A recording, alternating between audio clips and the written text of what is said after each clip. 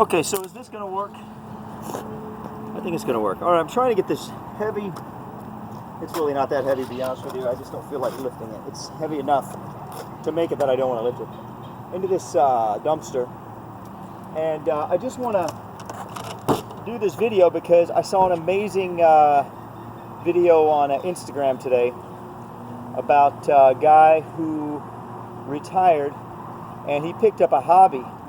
And his hobby was moving 2, 3, 8, 10, 19, 20 ton blocks around. He could move, he moved his brother's barn 300 feet in an hour. The entire barn. And he did it with pebbles, 2x4s, and rope, I think. I think that's how he did it. Anyway, and I got this idea. I mean, this is very trivial, obviously. It's so trivial, it's silly, but the principle is the same. And sorry if the sound doesn't come out. I'm outside and I'm kind of far away from the phone because I had to find somewhere to put it that would stand up on its side like that. So anyway, the principle is the same. So I was going to try to lift this thing up over my head and toss it into this dumpster, but it's pretty heavy. So this isn't working out quite as well as I wanted it to, but it's not so bad.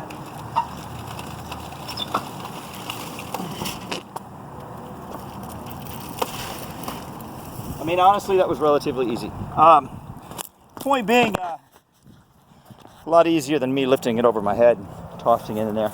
If I had to guess, I'd say it weighed maybe 80 pounds.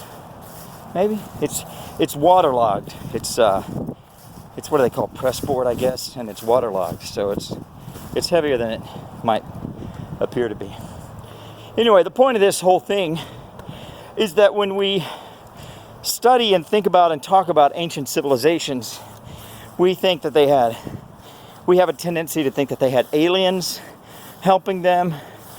In my circles, aliens and demons are synonymous. So aliens / demons helping them, fallen angels. Fallen angels are basically demons in my circles. So alien is like a heliocentric concept. A demon is obviously a biblical / geocentric, flat earth, but there's not very many Christians that are flat earthers, obviously. So anyway, I'm so late. I have so many things to do. I sat down and started making a list today. It was like 25 things. I'm not kidding you. And I'm the type of person, I'm OCD. I like to do them all. But honestly, I picked like 5, and then I started blocking out the time, and I would be working until like 8 o'clock tomorrow morning just to get those 5 done. Anyway, I get started late, so that doesn't help, obviously. You can ask my fiance about that. She's not too happy about that aspect of my character. All right, I'm having a real hard time here. Okay, here we go. So we have a tendency to think that they had aliens helping them, or, there's a few schools of thought, right? Aliens, I should say aliens / demons, magical concepts. A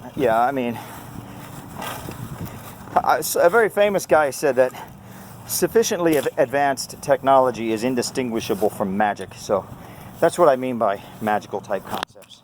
They might actually, at the end of the day, be science, but they're so advanced from our perspective and our awareness of things that to us they appear to be magical. And so under this category would be things like ley lines and sound waves, things like that. So we have a tendency to think about these types of things. Another way that we think, and another direction our thinking goes, is in the direction of oppression, right? Oppression and tyranny. So, in other words, masses, huge unbelievably large masses of slaves, right? Slaves acquired through conquest. Hundreds of thousands of slaves from these ancient, powerful civilizations like the Egyptians, the Romans, the Aztecs, whoever. So we have a tendency. So I guess you could say we have a tendency to go towards the fantastical in terms of aliens and demons, the magical in terms of ley lines and sound waves and various energy-based solutions, and then oppression, human oppression, one human oppressing other humans, or one civilization oppressing other civilizations. So it's fascinating for me to consider that this guy, I think he's in Michigan, he discovered a way to do these things that's just pure common sense, really simplistic, easily accessible tools, if you can even call them that. I mean, can you really call a pebble and a 2x4 a tool? You know, some rope. So it's fascinating, and I was just putting that thing up in there, up in the dumpster, and that's what I started thinking about, how fascinating that is to me. And I said, well, I'd like to make a video about that.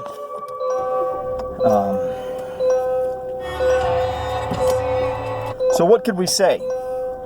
Could we make any type of sort of like summary observation about this?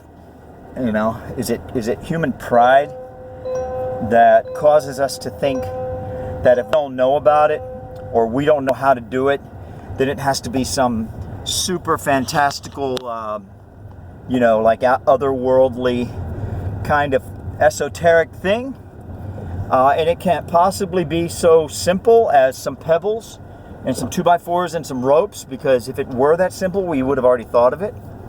Is that hubris? Is that pride? Is that arrogance? You know, is it idolatry to look at all of our machines, our you know, well, I mean any machine really, but in this case I'm talking about like the super fancy construction machines, the bulldozers that look like insects. I don't know if you've ever seen any of those, but if you travel out west, you'll see entire lots, you know, like a car lot, except it's a bulldozer, it's a farm equipment lot, and they have all these machines, and a lot of them look like insects. They look like mosquitoes or caterpillars or something. They have these arms that go out, and you know, they do whatever they do. I don't know what they do. I've never seen one in action, but they're pretty cool. If you look up fantastic machines on YouTube or something, I'm sure you'll find some examples of what I'm talking about. I mean, is it idolatry that we worship these things that we make, and then we bow to them, and in the process of bowing, we give over our free will and our freedom of thought because we stop thinking about other possibilities, you know, outside of those, you know, $400,000 machines that require, you know, $60,000 a year service contracts, and you know, all this stuff. You know, I mean, it doesn't strike us initially. It doesn't strike me anyway. It doesn't strike me out of the gate as being idolatry. But when you start thinking about what idolatry really is, then the idea of it being idolatry and what idolatry actually is starts to merge. And what I mean by that is that, like, especially in the book of Jeremiah in the Bible, God talks about the idols taking the people's wealth and taking their sons and daughters. And in one really interesting verse, I don't know if this is in Isaiah or somewhere, or Jeremiah or somewhere else, but one really interesting verse, it says something like, "And the images of such and such surpassed even the images of so-and-so." And I can't remember what. It was probably like Babylon and Assyria or something like that. I can't remember. But the interesting part is that idolatry in that case is being referred to as a competition between images, right? So when you start thinking about everything we learn about that is beyond our natural ability to perceive, whether it's the micro or the macro, whether we're talking about protons, photons, neutrons, quarks, electrons, all that stuff, or whether we're talking about brown dwarfs, white dwarfs, all the astronomical features of, and the solar system and the Milky Way and the, billions and billions of galaxies, in either case, it's all based on images, right? Even when they start teaching us about the human body, it's like you got the pancreas, you got the this, you got the that, and they're always putting images in front of you, and you find out, at least as I've grown older, I found out, it's like, wait a minute, those images are a lie in many cases, right? Like, do you have a pancreas? Yeah, you have a pancreas, but it doesn't work the way they say it works, right? If you believe that the body is a system of energy, that manifests itself as flesh, but the flesh is not the totality of the system. The flesh is just one manifestation of a greater system, of a more elaborate, multi-faceted, multi-dimensional system, right? You start to realize, like, wait a minute, these images are a lie, right? So what we need is we need new images. But then people start to argue, well, my images are better than your images. And I think that's what God is saying I think that's what idolatry is. It's the worship of images, right?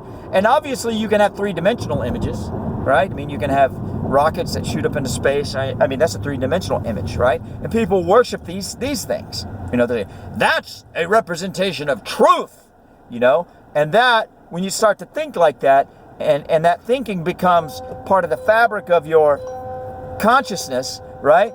Then you become an idolater. You start to worship this thing because you think it's the truth, or you think maybe even it's a truth. Maybe it's not even a truth. I mean, I don't know. I don't want to split that hair right now. I don't know how it would come out, but so I think it's fascinating. So I basically hoisted that 80-pound thing up there. And like I said, this is a very trivial, so trivial it's silly. It's trivial, silly example. I hoisted that 80 to 100-pound waterlogged, whatever that thing is up there. It was on the playground. It's like some toy. Somebody put it out there for the kids. But since it's made out of wood, it took like about 3 weeks to fall apart, or to become, it didn't literally fall apart. Well, it was starting to fall apart. The wheels fell off and stuff like that. But it was coming apart, and it was in bad condition. The laminate was peeling out and all that stuff. So anyway, so I hoisted that thing up there with, pretty minimal effort. I was hoping to flip it over, like vertically. That's why I said this isn't going as planned. But instead, I stuck it up there on one end and spun it around. And so, it was pretty minimal effort. Whereas, had I not seen that video, I might not have thought about trying to leverage its own weight against it, which is what that guy does basically. He takes like a 2-ton slab of concrete and he puts a pebble underneath it. It's not really a pebble, it's more like a granite, like a river rock kind of, right? But I guess some people would call that a pebble. It's just a big pebble. And he puts a pebble underneath it. Now how he gets the pebble underneath it, I don't know. That part I don't know. But anyway, he gets the pebble underneath, and then he can just spin it around any way he wants to. And then he figured out, wait a minute, if I get 2 pebbles, then I spin it this way, and then then I walk around and get the pebble that was uncovered by the spinning, and then bring that pebble around here to this side, and then spin it again. That's how he moves things. Like I said, he moved a barn 300 feet in an hour. So, obviously, the bigger the thing, the more elaborate the system. A 2-ton piece of concrete for him is a pretty small thing to work with. So really, I think all he needs for that is maybe like 2 pebbles, or he might make it easier for himself by tying a, let's say the 2-ton slab of concrete is 5 feet long. So he ties like a 12-foot 2x4 to the 5-foot long piece of the slab of concrete, and then he holds on to the 2x4 to spin it, and that gives him more leverage to move it, so he can move it basically effortlessly, right? So So that's it. I'll do my best to get a link to that video. Maybe you'll think it's interesting as well. But the whole point of this is, I mean, I could go off and start talking about Western medicine and yada, yada, yada. See, the thing, and I really would like to do that, to be honest with you, because there is a segue, there is an intersection here. The thing of it is that these images, right, these idols, and this concept of them robbing us, right, and stealing our sons and daughters, is that the quote-unquote experts, the quote-unquote professionals, they are the priest class. That's what a professional is. He's a priest in a priest class. He's somebody that somebody goes to make offerings, right? Give them money and other things of value, your time, your honor, your respect, and maybe other things too.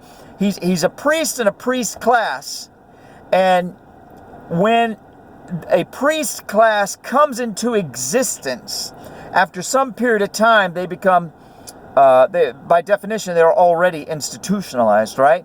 So this institutionalized priest class, now they start to become an entity in and of themselves, and all entities need resources to survive. And the more resources an entity has, the more uses the entity will make or will find for those resources, and the more uses they find for the resources, the more resources they need, right? So it becomes like this giant cannibalistic parasite, which is what all of our institutions have become.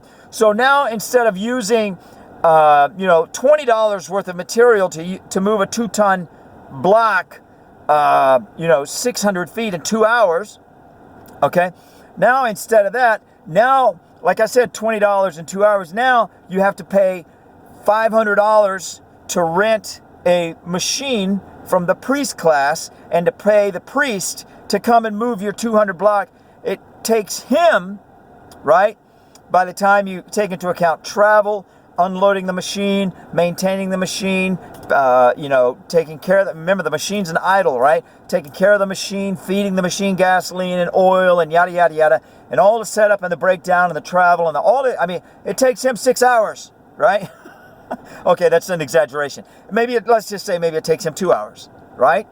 So it's $500 and 2 hours versus $20 and 2 hours. And you're just sacrificing your trust and your money and your time, and because it takes you 2 hours too, because you got to call the guy, you got to find the guy, you got to set the contract, you got to make the payment, you got to meet the guy, all this stuff, right? So it's 2 people 2 hours versus 1 person 1 hour, and this is hypothetical, okay? It might not always work out this way, but in many cases it does. It takes more time and it costs more money to have an idol do something that you could do yourself if you just had the right mind, right? So that's all I want to talk about. To me, it's fast. I mean, when you get into medicine, forget it. My philosophy of medicine is like between baking soda, hydrogen peroxide, apple cider vinegar, those 3 things, which is like $4 worth, you could cure 90% of what ails the earth. I mean, and take a walk, okay? And stop being a glutton, right? Cut out the sin. Gluttony is a sin, right? Cut out the gluttony, take a walk every day and buy $6 worth of stuff, and then we don't have to have politicians getting up every day. Oh, medical costs. Oh, we have to take everything over so we can control it and make it better. Well, of course you're gonna. I mean, it's insane. See, I think God looks down from heaven and he looks at all the insanity and he just calls it what it is. It's insanity. And these are idols. These doctors with their little clipboards and their little uniforms and their little masks and their little glittering offices and their little glittering assistants and these glittering medical schools. I mean, I'm not saying medicine is bad. I'm saying it's an idol.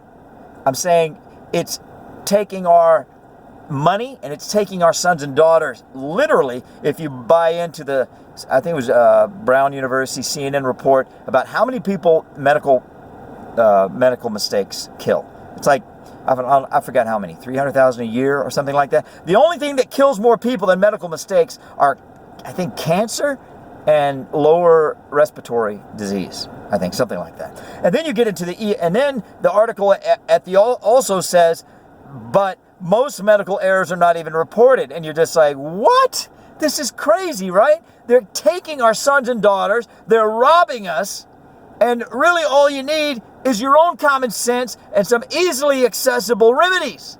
It's insanity, right? It's insanity. The whole thing is insanity. And you can tell an idolater, right? Because an idolater is a boastful, prideful, arrogant, fat, burping toad, right? That's what an idolater is. They're the people that peacock around town talking about, oh, I have an appointment with such and such and so and so and so and so and so. It's like, who cares? It's like, but the expectation, the projection, the energy is that I'm super smart because I worship this idol. I'm super smart because I give sacrifices to this idol. And it's like, and you know what? It works. It intimidates people. And then people get in line, and now all of a sudden you got an army of people marching to make sacrifices to these idols and to bow down to these idols and to sacrifice their sons and daughters to these idols. How do you like that? I got all that from throwing away a piece of garbage. I hope you like it. God bless you. Thank you for watching.